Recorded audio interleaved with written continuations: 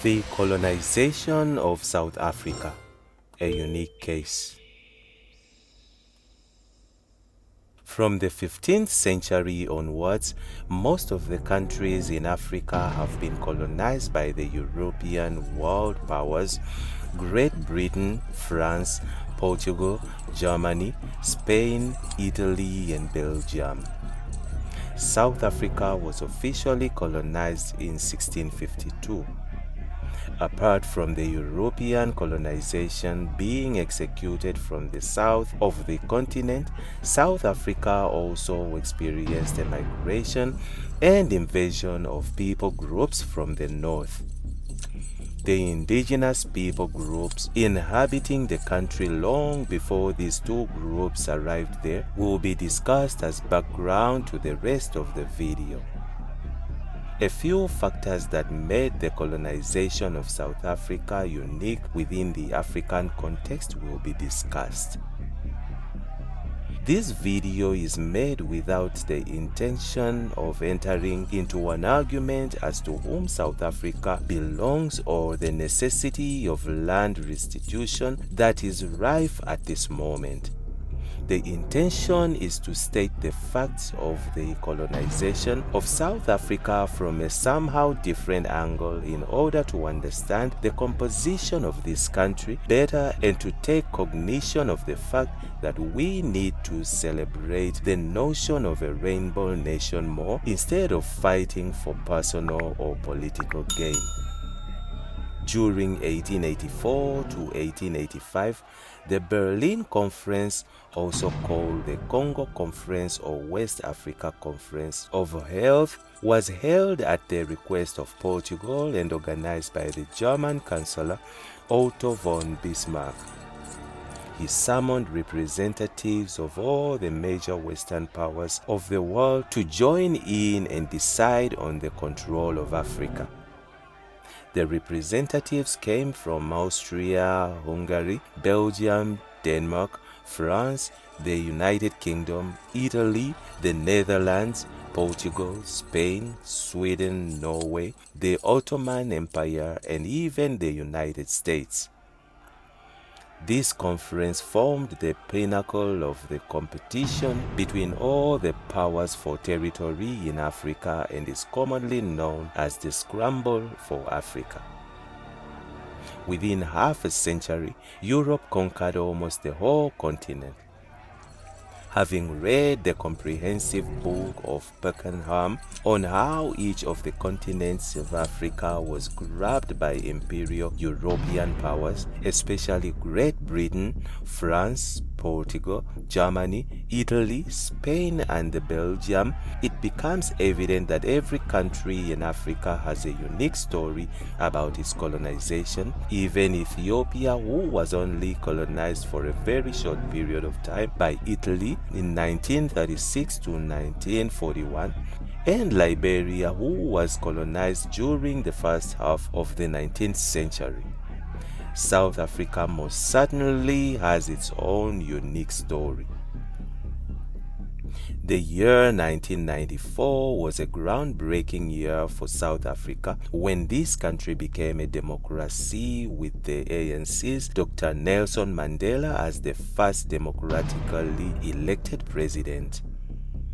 The democracy was, however, preceded by migrations and invasions of black people for longer than a millennium, as well as a little more than 3 centuries moving to the south, while the Ethiopians occupied the country from the south. The two European countries who occupied the land were the Netherlands 1652 to 1795 and 1803 to 1806, and Great Britain 1795 to 1803 and 1806 to 1961. Although South Africa became a union with its own white people government in 1910, the country was still regarded as a colony of Britain till 1961. After the Second World War, in 1948, the National Party won the elections in South Africa, marking the beginning of white Afrikaner rule in the country under the supervision of Britain. The year 1961, when South Africa became a republic, witnessed the introduction of more than 3 decades of white Afrikaner supremacy over the black people in the country, independent of Britain. The video focuses on the uniqueness of the colonization of South Africa. The earliest inhabitants of the country will be discussed, serving as background to the rest of the video before we take a look at the unofficial colonizers from the north and the official colonizers from the south. It needs to be stated here that far more research has been and is still being done on the subject of colonialism, and far more has been published and is still being published on it than on any other theme of Africa history. It is therefore rather difficult to say something new on the topic. The earliest inhabitants of southern parts of Africa. According to the Big Bang theory, the cosmos had its origin about 13,700 million years ago, while Earth was created almost 4,600 million years ago. Round about 180,000 years ago, Africa was the origin birthplace of the modern human species to walk this planet.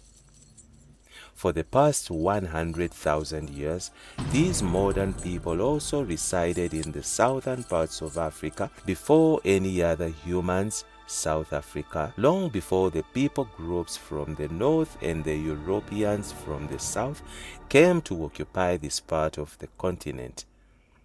Those moderns in the southern parts of Africa, south of the Zambezi Valley, were called the regional Sun hunter-gatherer groups. Meyer restricted their stay in the southern parts of Africa to 20,000 years, referring to them as the ancestors of the Khoisan, while Guillaume and Benga argued that they entered this part of Africa only 14,000 years ago.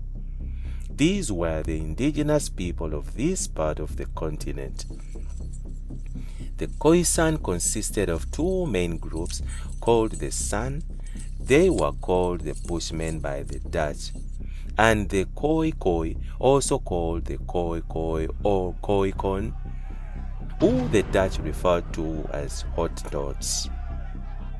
Physical anthropologists are using the term Khoisan to distinguish the Aboriginal people of Southern Africa from their black African farming neighbors.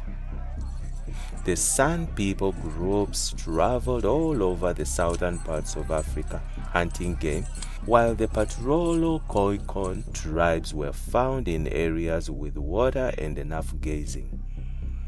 They acquired their livestock from the people groups living in Botswana and became prosperous cattle farmers. Already as early as the 1590s, they traded with the English and Dutch mariners who sailed from Europe to the east and back. They traded their cattle and sheep for copper, iron, and tobacco. The San was the first people group to come in contact with the Dutch in the south of the continent. When the latter started to invade the southern part of Africa with their called the Cape, the Khoi Khoi settlements were already limited to the southern parts of the country. The Namakwa group lived in the present northeastern Cape. The Korana group lived along the Orange River. The Gonakwa interspersed among the Xhosa group in the present Eastern Cape.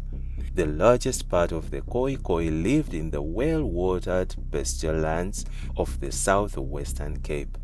Please stay tuned to the continuation of the topic. And that's it from Injibs Network.